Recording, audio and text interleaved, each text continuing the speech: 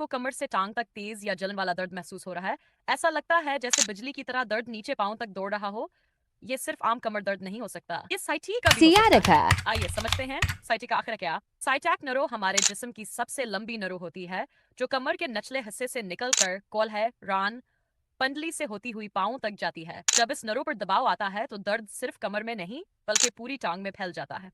Sciatica की आम अलामात: टांग में जलन या चबहने जैसा दर्द, सिन होना या झंझनाहट, टांग में कमजोरी, बैठने, खांसने या छींकने से दर्द में इजाफा। वजूहात क्या है? सेल्फ डिस्क या हर्निएटेड डिस्क, पुट्ठों की खिंचाव जैसे पिरिफॉर्म मसल ब्लॉक, ज्यादा देर बैठना या चोट लगना, रीढ़ की हड्डी में तंगी।